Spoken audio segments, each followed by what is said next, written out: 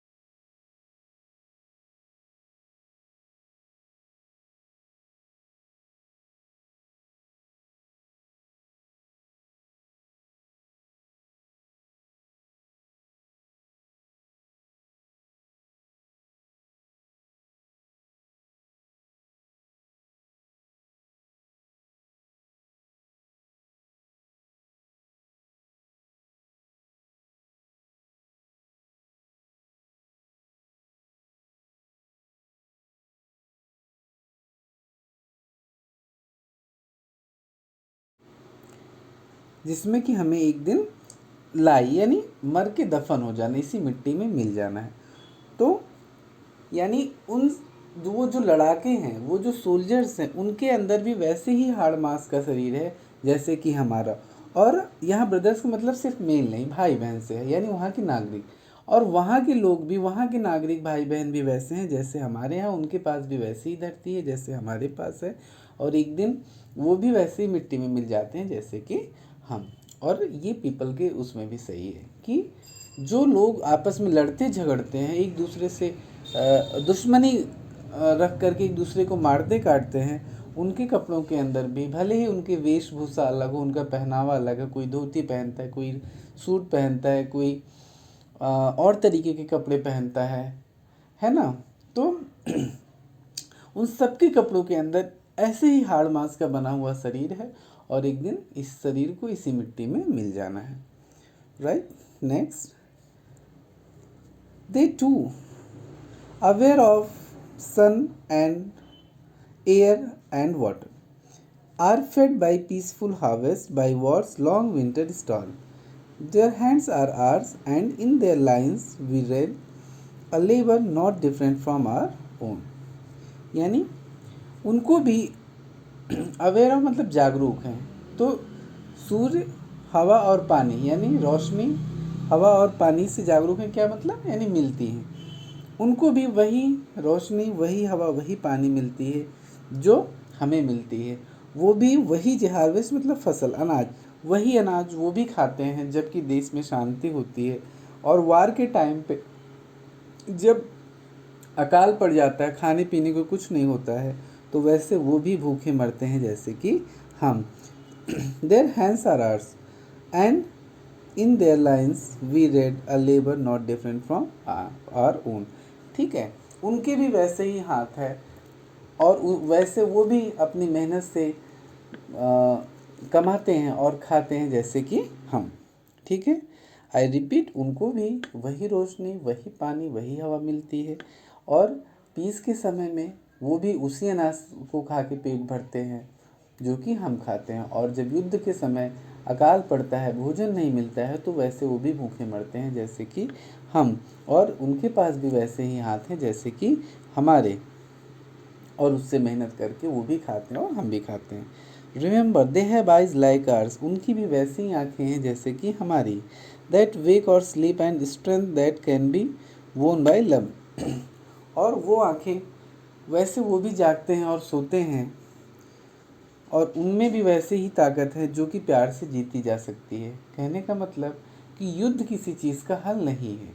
प्यार से जैसे हम इंसान को जीत सकते हैं, जैसे हम प्यार से बिक जाते हैं, वैसे वो लोग भी प्यार से जीते जा सकते हैं, वो भी प्यार से बिक जाते हैं। In every land is common life that all can recognise and understand. हर लैंड में, यानी हर लैंड मीन्स कंट्री, हर लैंड में ऐसे ही कॉमन लाइफ है, हर देश में ऐसे ही लोग रहते हैं जो कि that can recognise and understand, जो कि समझे जा सकते हैं। ठीक है, यानी उनको भी प्यार से जीता जा सकता है। उनकी भी वैसी आंखें जो जाती हैं, सोती हैं, सपने देखती हैं, उसको पूरा करने के लिए मेहनत करती हैं, और उनकी भी बातों को समझा जा सकता है। Let us remember, whenever we are told to hate our brothers, it is ourselves that we share. This possesses betray condemn. Remember, we who take arms against each other. बहुत अच्छी लाइन बहुत अच्छी लाइन है इस stanzas में sorry इस stanza में। तो राइटर फिर कहता है कि चलो थोड़ा सा विचार करते हैं कि जब कभी हमें whenever we are told to hate our brothers, यानी जब हमें अपने भाइयों से नफरत करने को कहा जाता है, यानी जब हमें अपनों के खिलाफ, दूसरों के खिलाफ भड़काया जाता है, जैसे कि हम जानते हैं कि एक दूसरे को भड़का के दंगे कराए जाते हैं, तो ये हम ही हैं जो हम अपने को ही नुकसान पहुंचाते हैं। ठीक है, अपने को जो है नुकसान पहुंचाते हैं, तोड़ते हैं, अपनी ही निंदा करते हैं। And remember, we who takes arms against each other, ये हम ही हैं जो एक दूसरे के खिलाफ हथियार उठाते हैं। कहने का मतलब जो पॉइंट है वो हमें पीपल को, नागरिक को, सिटीजन्स को भी सावधान कर रहा है कि ये भी याद रखो, अगर कोई तुम्हें दूसरे के खिलाफ हथियार उठाने को भड़काता है तो तुम अपना ही नुकसान करते हो, अपने को ही बर्बाद करते हो और अपनों को ही मारते हो। और याद रखें वो खुद लड़ने नहीं आते हैं, ये हम ही हैं जो एक दूसरे के खिलाफ हथियार उठाते हैं। It is the human earth that we defile. Our hells of fire and dust outrage the innocence of air that is everywhere our own. Remember, no man are foreign and no country is strange. It is the human earth that we defile. यह मानव का ही संसार, यह मानव की ही धरती है, यानी मानवता कह सकते हो। तो यह मानवता ही है जिसे हम बर्बाद करते हैं, डिस्ट्रॉय करते हैं। जब हम इस आग और डस्ट के इस हेल्स को, नर्क को जो है बढ़ाते हैं, तो उससे क्या नुकसान होता है? Innocence of air and is everywhere. तो डस्ट और फायर से क्या हो, हमारी जो मानवता की हवा है वही पॉल्यूट होती है, वही बर्बाद होती है, जो कि हमारी अपनी है, हमारे चारों तरफ है। Remember, no man are foreign and no country strange. याद रहे कि कोई भी आदमी विदेशी नहीं है और कोई भी कंट्री स्ट्रेंज। अब इसमें बदल दिया गया, पहली स्ट्रेंजा में कहा गया था कि no man are strange no countries foreign, अब इसमें कहा गया है कि no man are foreign no countries strange. Okay, एक बार मैं 2 मिनट में सब समराइज कर देता हूँ। पोइट कहता है कि याद रहे कि कोई भी आदमी अजनबी नहीं है और कोई विदेश विदेश यानी पराया नहीं है। हर पोशाक के अंदर, चाहे वो सैनिक की पोशाक हो या साधारण नागरिक की पोशाक, एक ही मानव शरीर जो साधारण हार्ड मास से बना है, वो सांस लेता है, वो भी हमारे जैसे ही हैं। और ऐसी ही ज़मीन उनके पास भी है जिस पे हम लोग चलते हैं, रहते हैं, और एक दिन इसी ज़मीन में हमें मिल जाना है। वो भी यही रोशनी, यही हवा, यही पानी इस्तेमाल करते हैं, और शांति के समय ऐसे ही अनाज जैसे हम खाते हैं, खा के अपना पेट भरते हैं। और युद्ध के समय जब भुखमरी फैल जाती है तो वो भी जो है वो लॉन्ग विंटर, वो जो दुख की लंबी ठंड होती है, रात होती है, उसमें जो है वो भी भूखे मरते हैं। उनके भी ऐसे हाथ हैं जिससे वो मेहनत करते हैं और अपना पेट भरते हैं। रिमेंबर, दे हैव, उनकी भी वैसे ही आँखें हैं जो सपने देखती हैं, जो जागती हैं, जो सोती हैं, और उसको पूरा करने के लिए मेहनत करती हैं। और उनके पास भी वैसी ही ताकत है जिसे हम प्यार से भी जीत सकते हैं। यानी जैसे हम हैं, दूसरे कोई हमें प्यार से बोल दे, हम उस पर जो है उसके हो जाते हैं, उसको अपना लेते हैं, वैसे उनको भी हम अपना सकते हैं। और in every land is common life that all can recognise and stand. हर देश में एक ही जैसा जीवन है जो कि समझता है और जो है जिसे पहचाना जा सकता है। Let us remember, whenever we are told to hate our brothers, it is ourself that we shall dispose betray contempt. Remember, we who take arms against each other. और ये भी याद रखो कि जब कभी तुम्हें एक दूसरे के खिलाफ हथियार उठाने को, एक दूसरे के खिलाफ जो है नफ़रत फैलाने को बोला जाए, तो याद रखो कि ये हम ही हैं जो हम अपनों को ही डिस्पोज करते हैं, विट्रे करते हैं, कंडेम करते हैं, यानी इनका ही नुकसान पहुंचाते हैं। और ये हम ही है जो एक दूसरे के खिलाफ हथियार उठाते हैं, यानी वो खुद हथियार उठाने नहीं आते हैं।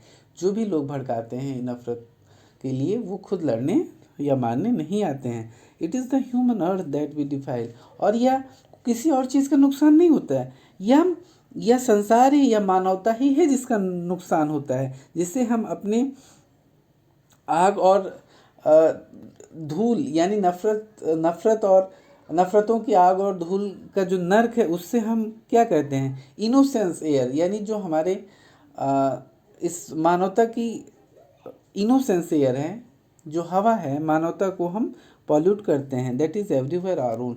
और ये मानवता हमारी अपनी ही है। याद रहे, कोई भी देश पराया नहीं है और कोई भी लोग फॉरेन नहीं है। So that's all. Okay, sorry, before we close up, let's see it's literally devices. तो एक तो ये फ्री वर्स में है, ठीक है। There is no rhyme scheme. Sir कहीं देखो आप राइम स्कीम नहीं मिलती, तो ये फ्री वर्स है, कोई राइम स्कीम नहीं है। आपको जो है एलिट्रेशन मिल जाएगा, बॉडी बीनीथ। एलिट्रेशन क्या होता है, जहाँ में कॉन्सोनेंट साउंड लगातार जो है रिपीट हुआ हो। ओके, और ये अवेयर एयर, ओके, हैंड्स। और तो इसमें आप ऐसे ढूंढ लेना, आपको इसमें रिपीटेशन मिल जाएगा, सॉरी एलिट्रेशन मिल जाएगा।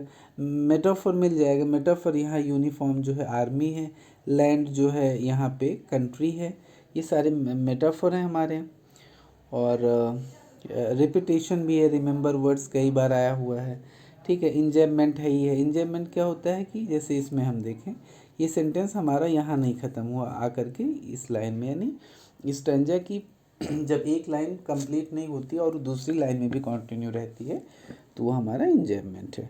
सो these are literary devices used in this poem. That's all for today. Thank you.